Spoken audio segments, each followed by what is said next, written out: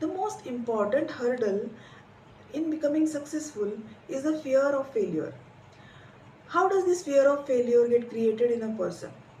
Sometimes it happens so that the parents of some children are very strict, they are very critical, they don't easily appreciate the child's efforts, or whenever the child comes to the parents and shows them his report card or any of the activity or his drawings or his paintings or whatever he may have done, then they do not easily appreciate the child.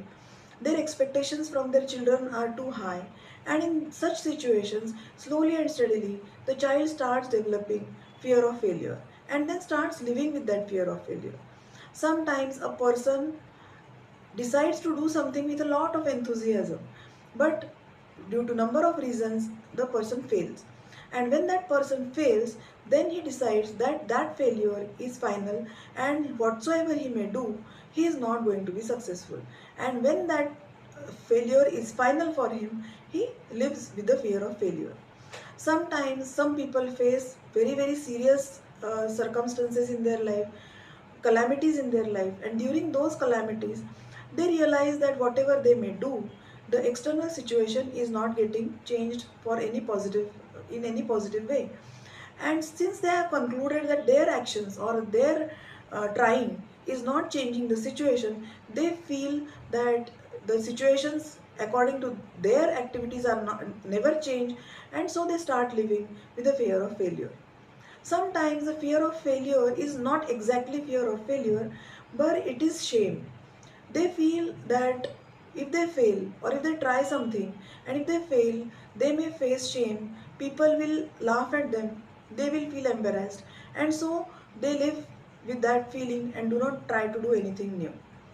So, what are the signs or what are the behavioral patterns of people who are having fear of failure? The thing is that such people who are very afraid of failure will never do anything new. They will not try it, and if at all it becomes a compulsion to try anything new or carry out a new activity, they become extremely frightened. They become very anxious, and this anxiety and instability goes beyond any kind of normal behavioral patterns. They basically procrastinate. They do not want to do something which is necessary to do to take that next step. They do not give any proper reason for procrastinations, no solid reason, no logical reason, and yet the particular thing or the particular activity is not done. Finally, we may ask them, do you really want to do it or you don't want to do it? You should tell me. If you do not want to do it, I will stop asking you. And they still do not give you any proper answer to their procrastination. So this is the way they behave. They will constantly talk negatively, like this is not for me. I am not that kind of a person who will go for this. I am happy with whatever I have. I am content. I do not want to do all these things. These are the negative kinds of talks they will do. Sometimes they become a hurdle in the path of their own success. We have heard many a times that people tell you that I was sick before my 12th standard exam, so how could I get the marks? Many of them may be really sick, but there are a number of them who were not sick and who are just pretending to cover up for their lack of marks.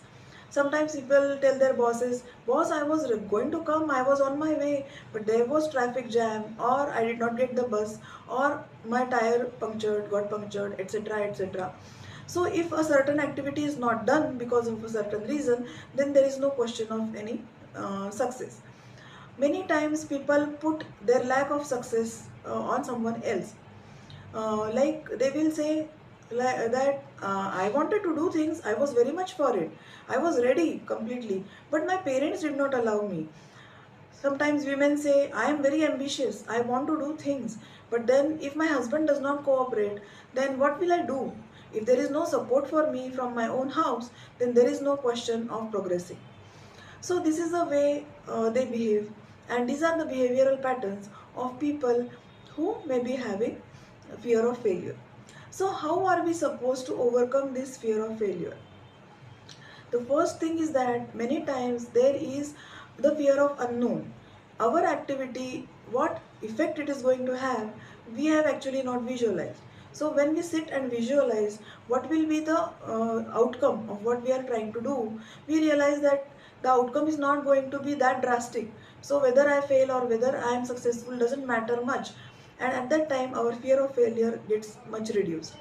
Second, we have to put up with the habit of taking little risks, little challenges every day.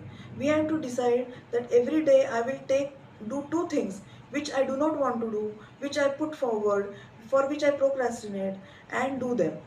This habit makes you overcome the fear of failure, or this habit reduces the intensity of the fear of failure.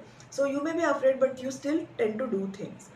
That is the second thing. Some people are perfectionists, or they call themselves perfectionists, and in the name of perfection they say that if I have to do something, then it has to be perfect, otherwise I don't want to do. But they have to realize that for if you want to reach perfection, first you have to start from doing something imperfectly. Unless and until you learn from the imperfect things, you cannot progress towards perfection.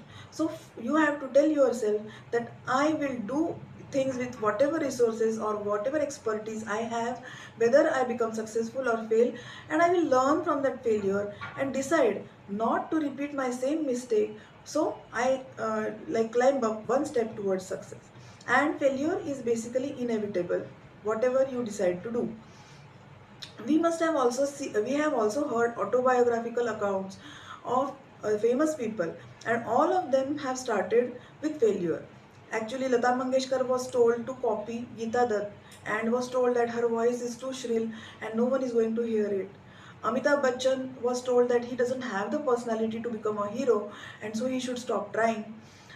There are number of examples in the same cadre, that people, but these people really did not stop trying, and they continued their efforts and finally became successful. Albert Einstein comes in the same category. He had learning disorder as a student. He was not supposed to be a good student, but he must have done something to become a world famous scientist who changed paradigms. So these are the examples of famous people who just did not stop trying. There are other things, famous people have quoted, like in Stephen Covey's book Seven Habits of Highly Successful People. He says that you are supposed to become proactive. So what does becoming proactive mean? According to him, we are supposed to stop trying to control things which are beyond our control and start taking actions on the whatever things are under our control. Most of the successful people follow this principle, and many times the circumstances change just because we take action on which we have some amount of control. Then secondly, Viktor Frankl, who was actually a victim of concentration camps in Germany, who lost his wife and his family to the concentration camps, has this thought to share in his book Man's Search for Meaning. He says, whatever may be the situation outside of you, inside your mind, what you think is totally up to you. No one can take away that freedom from you. And if you hold on to your meaning, to your purpose, to your ambitions, then there is a lot of chance that you will survive through the most difficult of the situations. We also know about Stephen Hawking, the scientist who was quadriplegic, who was wheelchair bound, who couldn't even move his hands properly. His challenges were tremendous and his success too is tremendous. So he has this to say to those of us who are afraid of failure. He says that there is always some or the other thing that you can do in your life and succeed at, even when life is very difficult. It's very important that you don't give up. That is very important. So from all of this, we have to realize that fear of failure is supposed to be just discarded, and it can be discarded. It's just one thought away. uh, we many times think about people, basically what happens is that we feel embarrassed, but people are going to talk about us whether we do something or whether we do not do something. That the camel father and son story is valid even in this particular situation. There is a story about a father and a son traveling from one city to another along with the camel. So first the father sits on the camel back, and people say, see, look at the father, how selfish he is. The child is walking and the father is sitting. So hearing this, the father gets down, puts his child on the camel back. But people start saying, look at the child, he's least concerned about his father. So both of them sit on the camel, and people start saying that, see, look at those selfish father son duo, they do not think anything about the camel. So whatever you do, people are going to talk. So there is no point thinking about what people say. The thing is that what people think about you is none of your business, and that is true. Hope my talk has given some value to you, and you will continue or get rid of your fear of failure and continue your successful journey ahead in your life. Thank you so much.